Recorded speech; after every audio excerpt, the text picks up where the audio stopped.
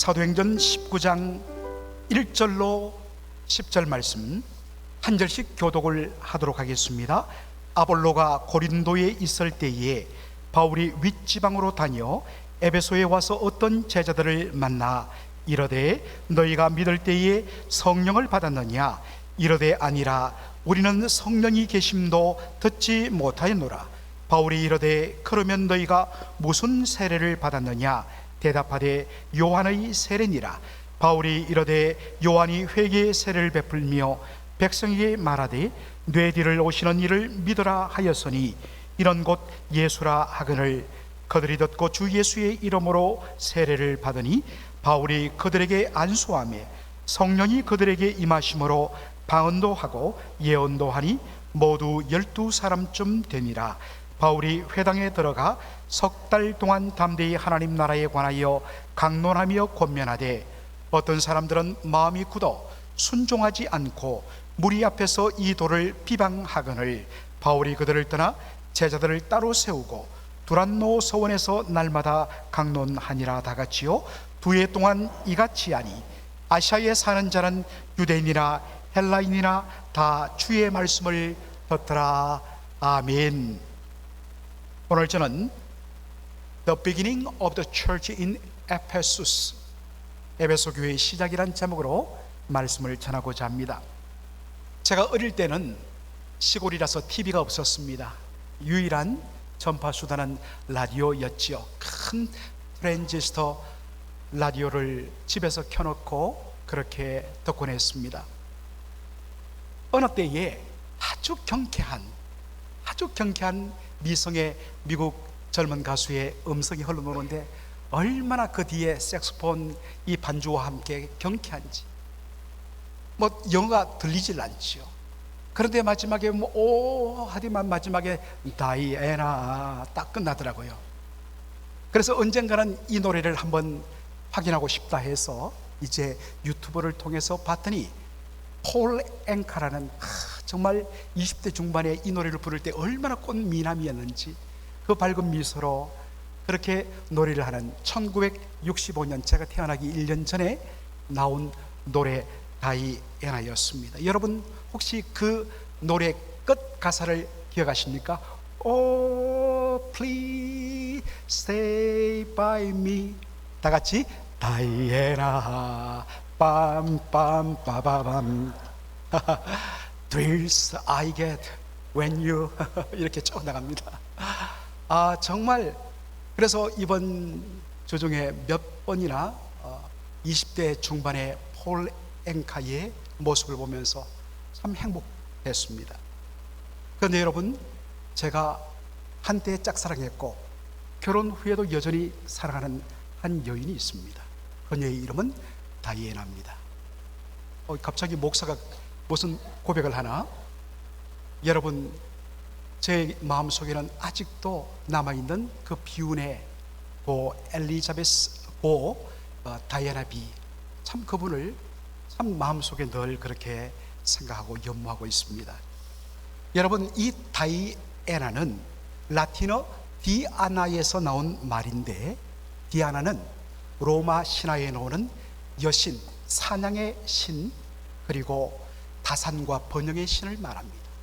그래서 여러분들 다이아나를 검색해 보면 그분의 그 여신의 형상에는 항상 활이 걸려 있고, 아직 아닙니다.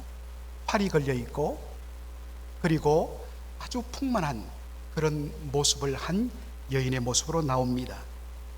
그런데 이 디아나, 영어로 다이아나가 그리스 신화에서는 아르테미스 여신으로 불려집니다. 그리고 아르테미스는 사도행전 19장 이제 중반 이후에 나오는 아데미 여신으로 그렇게 번역이 되어 있습니다. 여러분 제가 왜 오늘 설교의 시작을 이 로마 혹은 그리스 신화에 나오는 여신의 이름으로 설교를 시작했느냐? 바로 설교의 제목과 관련되어 있습니다. 여러분 오늘 설교 제목이 뭐죠? 에베소 교회의 시작 아니겠습니까? 바로 에베소 교회가 세워진 에베소가 어떤 곳이냐면 고대 지중해 세계에서 아데미 여신, 아르테미스 여신 숭배의 본산이었기 때문입니다. 그것을 어떻게 알 수 있냐 하면, 이 에베소에 아데미 신전이 있었는데 여러분, 그 크기가 얼마나 컸느냐. 지금은 무너져서 기둥만 조금 남아 있습니다. 여러분들 그리스에 여행을 가신 분들은 아테네를 방문하시면 아테네 언덕 위에 뭐가 있습니까? 이게 뭐죠? 파르테논 신전입니다. 와, 어떻게 수천 년 전에 저렇게 거대한 대리석을 깎아서 저렇게 거대한 석조 건물을 만들 수 있을까? 정말 신기합니다. 그런데 이 에베소에 있던 아데미 신전은 파르테논 신전의 2배 크기였다고 합니다. 그래서 고대 세계의 7대 불가사의 중에 하나가 뭐냐? 어떻게 에베소의 아데미 신전을 저렇게 화려하고 웅장하고 크게 지을 수 있는가? 그래서 불가사의였다는 것입니다. 매년 5월이 되면 수많은 지중해 인파들이 인산인해를 이루며 에베소로 몰려들었다고 합니다. 바로 5월이면 아데미 축제가 에베소에서 열렸기 때문입니다. 그러면 사람들이 보통 몰려와서 한 달 동안 수만 명이 거기서 먹고 자고 제물을 드리면서 어마어마한 돈을 썼기 때문에 이것이 에베소 경제의 중요한 한 축을 이루었다는 것입니다. 그러다가 여기에 복음이 전해지면서 수많은 사람들이 그 우상 숭배를 버리고 예수 믿는 믿음으로 돌아서게 되죠. 그래서 이것 때문에 불만을 품고 바로 폭동이 일어난 사건을 사도행전 19장 중반 이후에 기록하고 있습니다. 여러분, 에베소는 어떤 면에서 복음이 전파될 수 없고 교회가 세워질 수 없는 환경이었습니다. 그런데 놀랍게도 하나님의 말씀이 임함으로 말미암아 그곳에 교회가, 주님의 몸된 교회가, 피로 값주고 세워진 교회, 에베소 교회가 세워졌다는 것입니다. 부족하지만 저의 설교 사역, 1992년에 신학교에 들어가서 이제 이 복음 사역을 한 지 32년이 되어가고 있는데, 저희의 설교 사역에 가장 영향력을 끼친 분이 있다면 바로 로이드 존스 목사님이십니다. 영국 분이신데 참 엄숙한 그런 모습이죠. 로이드 존스 목사님은 원래 영국 왕실의 주치였습니다. 아주 명망 있는 그런 메디컬 닥터였습니다. 그러다가 이분이 정말 책을 통하여서 은혜를 받고 깊이 있는 신학 서적들을 바로 독서하면서 어떠한 목회자 신학자들보다도 탁월한 그러한 지식을 갖추게 되었습니다. 그래서 이분이 바로 의사직을 내려놓고 목사 안수를 받고 목사가 되어서 런던의 웨스트민스터 채플에서 수십 년간 추억 같은 하나님의 말씀을 강의하며 정말 영국과 미국과 한국에 어마어마한 영향을 끼쳤던 말씀의 종입니다. 이분은 성령의 은혜를 사모했습니다. 그리고 그 성령의 은혜 가운데 진리의 성령이 주시는 말씀을 깊이 있게 강의한 것으로 유명했습니다. 이분이 로마서를 강해 설교했고 에베소서를 강해 설교했는데 그것이 로마서 14권 그리고 에베소서 강해집 8권으로 나올 정도로 아주 말씀을 깊이 설교를 했던 분입니다. 그분에게 감히 미치지 못하지만 말씀을 사랑하는 귀한 종의 도전을 받고서 저도 하나님의 말씀을 사랑하여 말씀으로 전하고자 몸부림쳐 여기까지 왔습니다. 로이드 존스 목사님이 에베소서 강해를 하면서 이렇게 에베소서를 표현했습니다. 로마서가 복음을 가장 순수하게 표현했다면 에베소서는 복음을 가장 위험 있게 자금하게 표현한 하나님의 말씀입니다. 그 에베소에는 정말 구원의 놀라운 은총과 복음의 은혜의 감격과 그 놀라운 구원의 은혜를 받은 성도가 이루는 교회가 어떤 모습이어야 함과 구원받은 성도 한 사람 한 사람이 어떻게 이 땅에서 구별된 하나님 백성으로 살아 하나님께 영광을 돌려야 될 것인가? 이런 내용들로 가득 차 있습니다. 앞으로 제가 하나님 주시는 시간을 따라서 에베소서를 강의할 텐데, 매주마다 이 놀라운 은혜의 진리로 우리의 영혼에 진동이 일어나는 축복이 저와 여러분 심령에 임하기를 소원합니다. 여러분께 한 가지 숙제를 드리겠습니다. 이번 한 주간 여러분들 여러 가지 바쁘신 일정이 있을지라도 피곤한 몸을 이끌고라도 꼭 6장으로 되어 있는 에베소서를 직접 또박또박 한 절씩 여러분들 기록하여 여러분의 에베소서를 한번 만들어 보십시오. 그래서 다음 주일날 다 같이 여러분이 필사한 에베소서를 가지고 오시기 바랍니다. 그것을 펴서 우리 에베소서 1장 하나님의 말씀을 읽고요, 또 그 다음 주에는 만일 가능하시면 여러분 서신은 영어 성경으로 읽는 것이 굉장히 유익합니다. 그래서 한 절씩 한 절씩 여러분들 영어 성경으로 6장 에베소서를 기록하고, 뜻이 막히면 사전을 찾아보면서 뜻을 적으면서 그것을 통하여 정말 에베소의 복음의 능력과 감격에 사로잡히는 여러분 되기를 부탁을 드립니다. 본격적으로 에베소서를 들어가기 전에 먼저 에베소 교회가 어떻게 시작됐는가를 한번 살펴볼 필요가 있어서 오늘 사도행전 19장을 바로 택하게 된 것입니다. 19장 1절 다 같이 읽도록 하겠습니다. 아볼로가 고린도에 있을 때에 바울이 윗지방으로 다녀 에베소에 와서 어떤 제자들을 만났다라고 되어 있습니다. 바울이 어떻게 에베소에 왔다고요? 윗지방으로 다녀. 우리 한글 성경에 윗지방을 다녔다면 문자 그대로 저 위에 있는 지방을 불러서라는 의미가 되는데, 영어 성경을 보면 잘 원어의 의미를 표현했습니다. Through the interior. 인테리어라는 것은 안쪽이란 뜻도 되지만 명사로 말하면 내륙 지방을 가리킬 때 the interior 이렇게 쓰기도 합니다. 내륙 지방을 통하여서 어디에 도착했다고요? Arrived at Ephesus.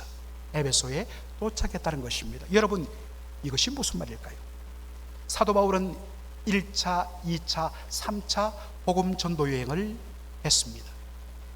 바울이 복음 전도 여행을 마치면 어김없이 파송교회인 안디옥으로 돌아가서 안디옥 교회에 선교 보고하고 거기에서 머물면서 재충전을 하고 다시 복음 전도 여행을 하고 그랬습니다. 2차 복음 전도 여행을 마친 사도 바울이 안디옥으로 돌아갔다가 3차 전도 여행의 모습을 18장 23절이 이렇게 표현합니다. 얼마 있다가, 어디에 얼마 있다가죠? 안디옥에 얼마 동안 머물다가 떠나서 갈라디아와 부르기아 땅을 차례로 다니며 거기 있는 모든 제자들, 예수 믿는 믿음의 성도들을 굳건하게 했다고 했습니다. 자, 여러분, 갈라디아와 부르기아가 어디에 있습니까? 지도를 보시면 조금 작습니다만은 갈라디아와 부르기아, 오늘날의 바로 터키, 요즘에는 튀르키아라고 불리는데, 소아시아 지역 이 튀르키아 땅의 중앙부 내륙 지방에 있는 지방이 갈라디아와 부르기아였습니다. 여러분, 선을 한번 보십시오. 사도 바울이 어디서 출발합니까? 안디옥에서 출발합니다. 자기를 파송한 안디옥 본부교에서 출발해서 배를 타지 아니하고 바로 육로를 통해서 그가 갈라디아와 부르기아를 통과합니다. 왜 거기로 갔느냐? 사도 바울이 제2차, 제1차 복음 전도 여행 때 복음을 전하여 세운 교회들이 있는 곳이 바로 갈라디아 부르기아였습니다. 바울이 육로를 통해서 한 걸음 한 걸음 걸어가며 복음을 뿌려서 세운 교회와 성도들을 말씀으로 다독이며 신방하며 격려하며 그들을 굳세게 하는 작업들을 했던 것입니다.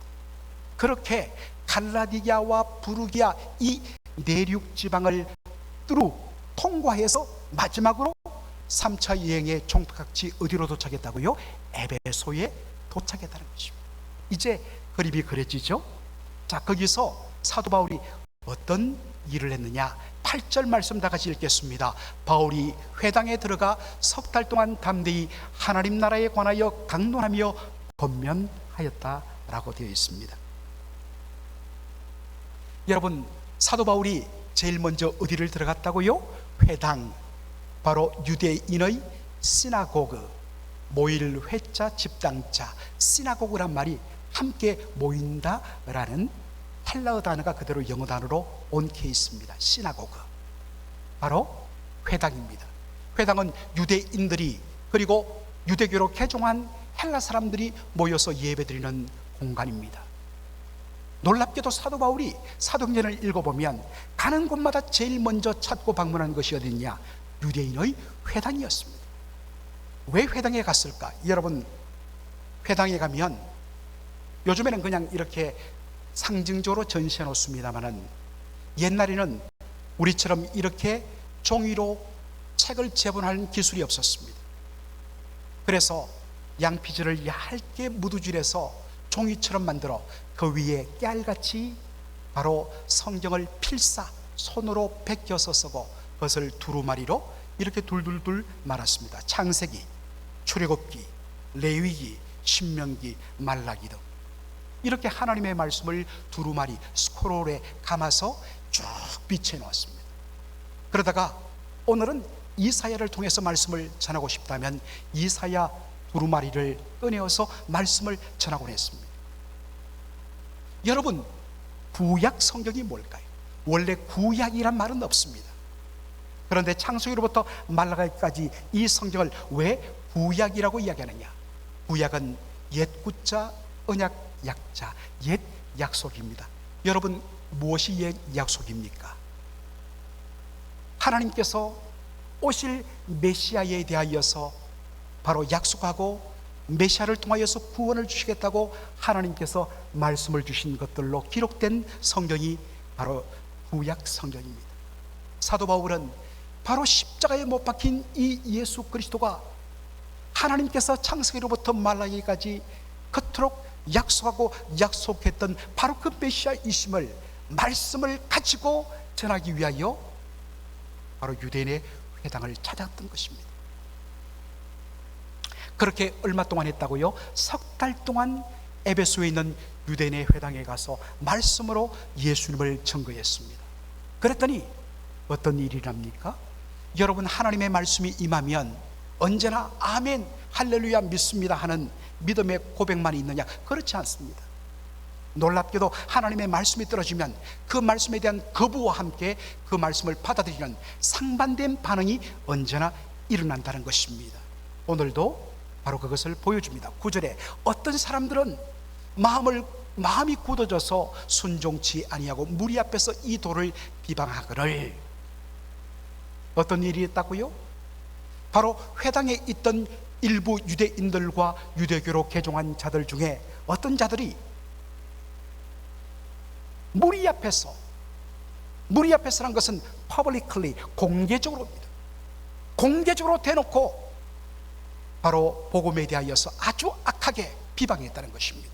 비방했다는 것을 더 정확하게 번역하면 speaking evil, 너무나도 나쁘게 악랄하게 복음에 대하여서 욕을 했다는 것입니다. 그들이 믿는 것을 refuse to believe, 믿는 것을 거부할 뿐만 아니라 복음을 비방하고 회방하여서 다른 사람이 믿는 것도 방해했다는 것입니다. 왜 이런 일이 일어났느냐? 왜 그들이 말씀을 거부했느냐? 왜 말씀을 비방했느냐? 누가는 이렇게 근본 원인을 지적합니다. 어떤 사람들은 마음이 굳어져서, 영어로 obstinate라고 번역하는데 이 말은 마음이 강팍해져서 고집스럽게 거부하는 것을 가리키는 말입니다. stubborn, obstinate. 그런데 더 정확하게 말하면 바로 돌처럼 마음이 딱딱하게 굳어진 것을 가리키는 말입니다. 마음이 돌처럼 딱딱하게 굳어져 있기 때문에 여러분, 돌 위에 아무리 씨를 뿌려보십시오, 돌짝밭에서는 싹이 털 수 없고 뿌리를 낼 수가 없습니다. 말라 죽습니다.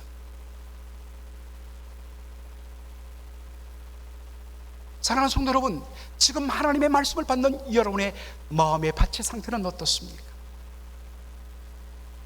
하나님의 말씀이 떨어지는 대로 그 말씀이 싹이 터지고 그 말씀이 뿌리를 내려서 성령의 아름다운 열매, 믿음의 열매를 맺으며 그 말씀에 온전히 순종케 만듭니까? 아니면 예수를 수십 년 믿고 수십 년 하나님의 말씀을 매 주일마다 그렇게 말씀을 들어주만은 처음 교회 놓은 때나 몇십 년 지난 지금이나 영적으로 하나도 성장 없이 어떠한 열매도 없이 여러분 그대로 머물러 있지는 않습니까? 그렇다면 여러분 살펴봐야 됩니다. 내 심령이 지금 돌처럼 굳어 있다는 것입니다. 에스겔 36장에 나오는 말씀대로 성령께서 우리의 돌 같은 마음을 갈아엎어서 어린아이 살결 같은 마음으로 바로 바꾸어 주셔야만 비로소 말씀이 임할 수 있다는 것입니다. 사랑하는 성도 여러분, 여러분의 마음의 상태는 어떻습니까? 여러분이 어떤 열매를 맺는가를 한번 바라보시기 바랍니다. 그런데 일부의 사람들은 바울의 전한 말씀을 받고 그 말씀을 따르게 됩니다. 목사님, 사도행전 19장 9절에 보면 말씀을 받고 따랐다라는 말이 없는데요? 없지요. 그런데 힌트가 하나 나옵니다. 바로 제자라는 말입니다. 여러분 사도행전에 보면 예수 믿는 자들을 표현하는 말이 제자입니다. 그런데 예수를 믿으면 반드시 어떤 일이 일어나느냐, 그 예수님을 주로 받고 그분의 말씀을 따라 순종하는 순종의 삶이 바로 제자의 삶이란 것입니다. 그래서 예수 믿는 자를 제자라고 말한 것입니다.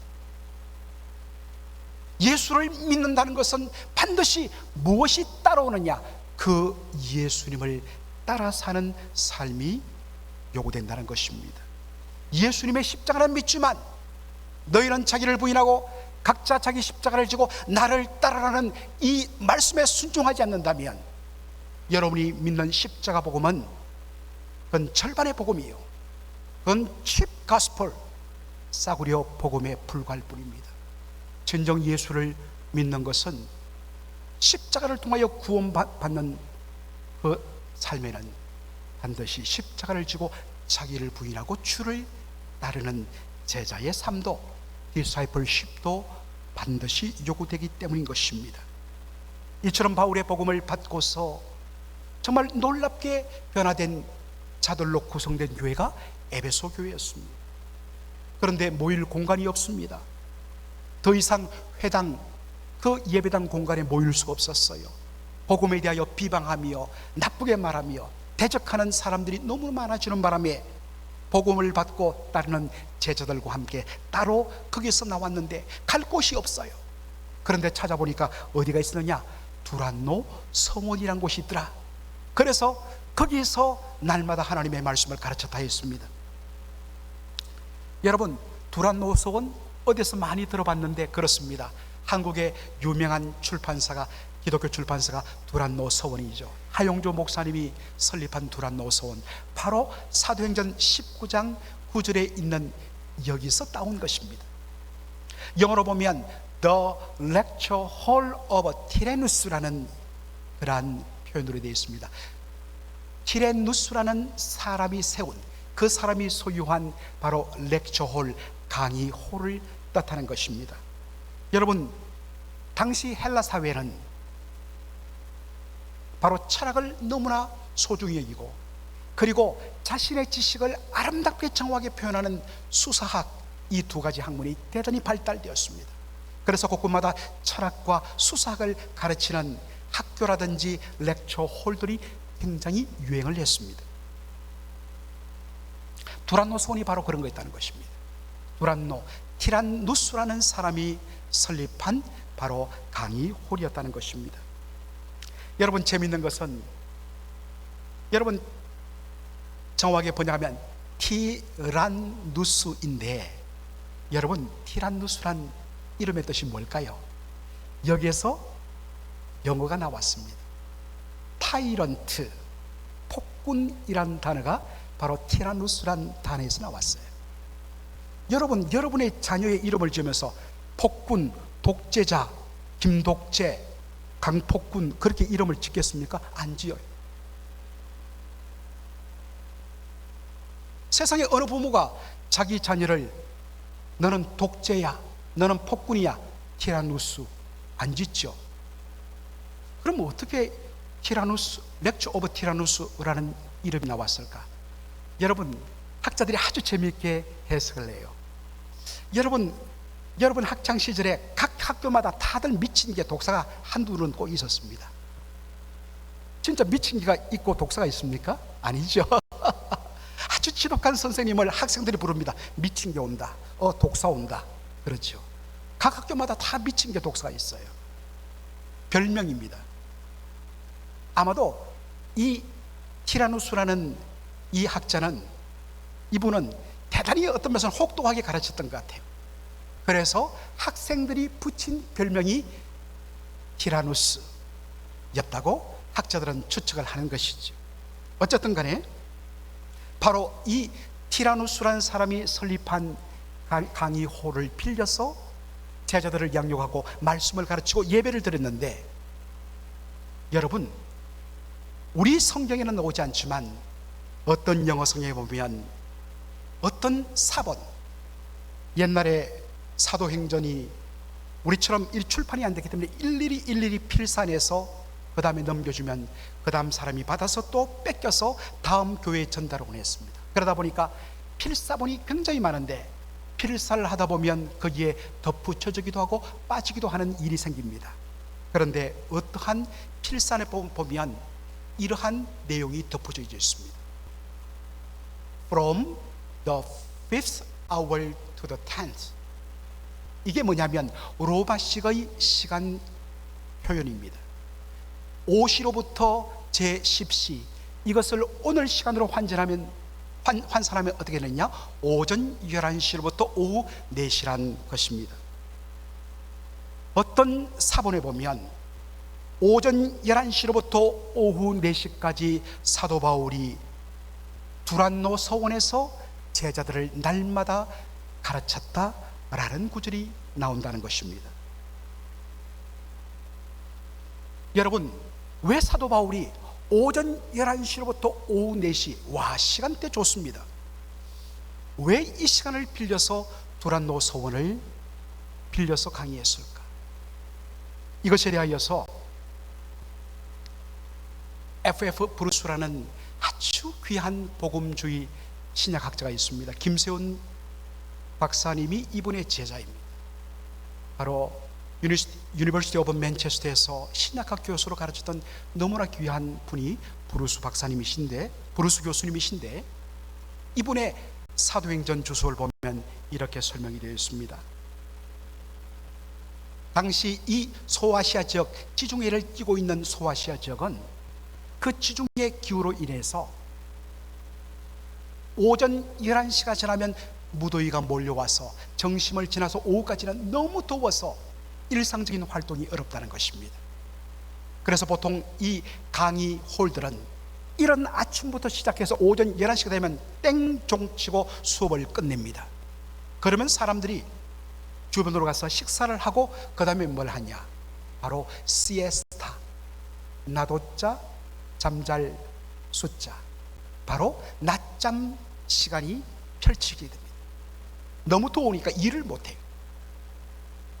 자연적 오전 11시부터 오후 시간까지는 덥기 때문에 아무도 그 강당을 사용하지 않습니다. 유일하게 비어있는 그 시간을 이용하여 빌려서 두란노 서원을 빌려서 거기서 제자들을 모아 하나님의 말씀을 가르쳤다는 것입니다. 이 시간대는 너무 무덥습니다. 배울 수 있는 환경이 되지 않습니다. 그러나 에베소에 있던 제자들은 바울이 가르치는 이 말씀을 몇 시간 동안 그 시간마다 날마다 모여갖고 하나님의 말씀을 배우는데 열심을 냈다는 것입니다. 제가 첫 번째 목회를 했던 LA 코리아타운에 그 예배당 오후 5시에 과테말라 출신의 이민자들이 세운 교회가, 히스패닉 교회가 오후 5시부터 빌려서 예배를 드렸어요. 왜 오후 5시부터 예배를 드렸느냐?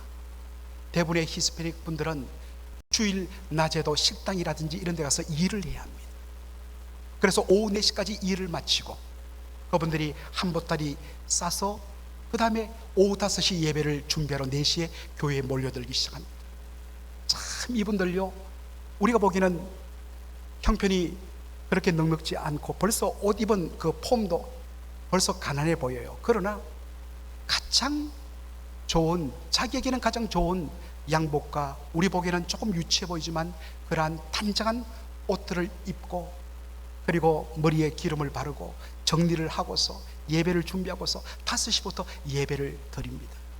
한 번씩 늦게 교회를 남았다가 제가 한 번씩 고개를 내밀고 그들의 예배를 보는데, 여러분 아침부터 오후 4시까지 지치고 지친 이 LA의 이민자의 삶을 살고 와서 5시에 예배를 모이는데 150명의 성도들이 정말 2시간 동안 일어서서 얼마나 뜨겁게 하나님을 예배하는지, 찬양하며 울면서 기도하면서, 그리고 목사님이 뜨겁게 말씀을, 설교도 길어요.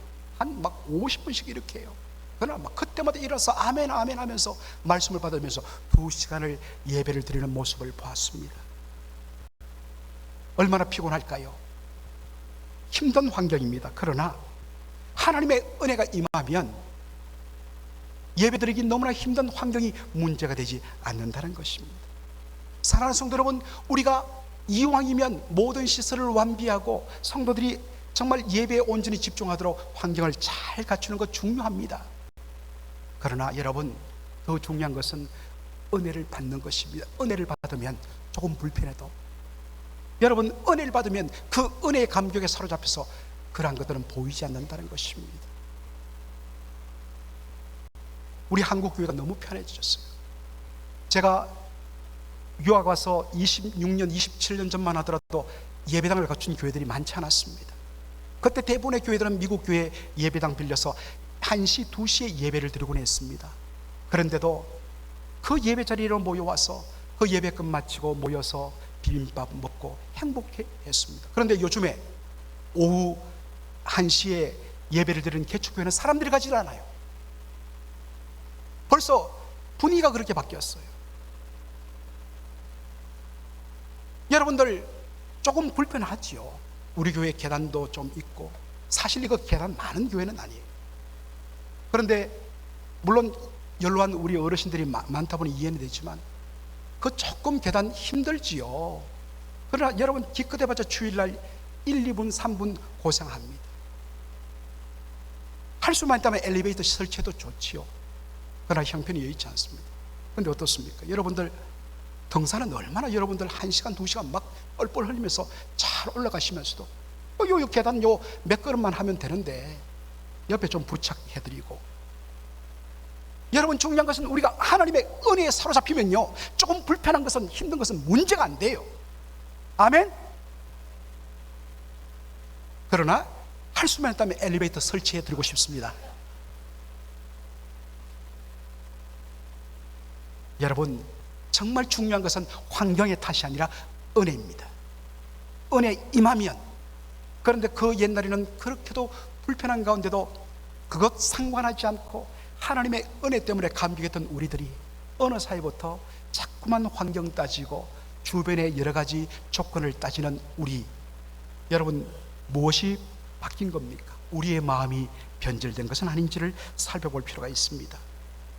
이렇게 날마다 정말 빌릴 수 없기 때문에 유일하게 빌릴 수 있는 시간은 너무 무더워서 쓰지 않는 그 시간을 이용해서 땀을 흘리면서 2년간 날마다 그들이 오전에는 일하다가 남들이 낮잠 자고 쉬는 시간에 모여들어서 하나님 말씀 배우고 그리고 집으로 돌아가는 이 삶을 에베소 교회 성도들이 2년을 반복을 했습니다. 그래서 사도행전 19장 10절에 이렇게 되죠. 2해 동안 이같이 하니, 2해 동안, this went on for 2 years, this continued 2 years. 2년 동안 이것이 went on, continued, 계속되었다는 것입니다. 날마다 어김없이 오전 11시가 되면 그 결과로 아시아에 사는 자, 여러분 여기 아시아라는 것은 아시아 대륙을 말하는 것이 아니라 에베소스가 포함된 오늘날의 튀르키예 서부 해안 지역 지방을 가리키는 말입니다. 아시아에 사는 자들은 유대인이나 헬라인이나 다 주의 말씀 복음을 들었다 했습니다. 여러분, 이 말씀의 의미가 무엇일까요? 그 에베소를 비롯한 주변에 있는 수많은 도시의 사람들이 사도 바울이 가르치는 두란노 소원에 몰려들어갔고, 한 사람씩 두 사람씩 말씀을 듣다 보니까 2년 동안 해서 수많은 사람들이 여기 방문해서 다 말씀을 들었다 뜻일까요? 그렇지 않습니다. 바울이 가르친 것은 에베소에 있는 제자들, 바로 소수의 성도들이었습니다. 그들을 2년 동안 열심히 말씀을 전했더니 어떤 일이 납니까? 그 말씀을 통하여서 은혜 받은 성도들이 이 아름다운 소식을 우리만 간직할 수 없는 것입니다. 하나님의 말씀에 은혜가 임하면 그것을 나누지 않고 은혜를 전하지 않고는 견딜 수 없는 것이 정상적인 반응이잖아요. 맛있는 음식이 어디에 있으면, 유명한 식당에 있으면 그 식당 사장이 부탁을 하지 않는데도 여러분들 그 맛집을 소개하잖아요. 하나님의 말씀에 은혜의 맛을 들으면 전하지 않고는 감당할 수 없는 겁니다. 야, 내가 이 교회를 통해서 은혜 받았다, 너무나 은혜와 사랑이 넘친다. 그러면 우리 지난 한 1, 2년간 경험했지 않습니까? 우리 교회에 새로운 성도들이 계속 들어오는 이유가 어디 있습니까? 여기 은혜의 맛집이다, 사랑의 맛집이다. 여러분들이 손질해요. 야, 너 교회 좀 오더냐? 오지 마라, 오지 마라. 이러면 끝나는 거예요, 교회는. 그런데 come and see, 와서 보라. 와서 본 분들이 지금 여기에 몇십 명이나 돼요. 그리고 떠나지 않고 이렇게 함께 은혜 생활합니다. 말씀에 은혜를 받은 사람은 그것을 전하지 않고는 견딜 수가 없습니다. 그래서 그들이, 에베소에 있던 성도들이 주변의 지역 도시로 그들이 발걸음을 옮깁니다. 그래서 그들이 주변 지역으로 흩어져서 바울에게 받은 이 복음을 전합니다. 그래서 보면 여러분, 이 에베소에서 시작하여서 서머나, 사대, 두아디라, 버가모, 빌라델비아, 라오디게아, 이른바 요한계시록 1장부터 3장에 나오는 소아시아에 있는 7교회가 이 복음 전도를 통하여서 세워졌습니다. 이들을 통하여 주변에 이름 없는 수많은 도시로 또다시 복음이 전해졌습니다. 에바보라라는 사람이 있습니다. 바울에게 있어서 훈련받은 이 에바보라가 에베소로부터 안쪽으로 100마일 떨어진 바로 골로새 지역으로 와서 복음을 전했습니다. 그래서 세워진 교회가 어떤 교회인가? 골로새 교회였던 것입니다. 사랑하는 성도 여러분, 오늘 이 말씀을 마감하면서 이 에베소 교회의 시작이 우리에게 주는 놀라운 교훈과 도전이 있습니다. 첫째로는 제대로 된 제자 훈련의 필요성이 더욱더 요구된다는 것입니다. 에베소 교회 성도들이, 그 소수의 무리들이 2년간 그 무더운 환경임에도 불구하고 말씀의 은혜에 사로잡혀서 날마다 2년간 훈련을 받았습니다. 그래서 그들은 일당백의 믿음의 용사가 되었습니다. 여러분, 결심하고 2년간 한번 훈련 받아 보십시오. 여러분, 단 하루도 빠짐없이 날마다 하루에 한 장이라도 성경 읽고 그 말씀을 붙들고 기도하고 하루라도 빠짐없이 2년 해보십시오. 여러분 인생이 바뀝니다.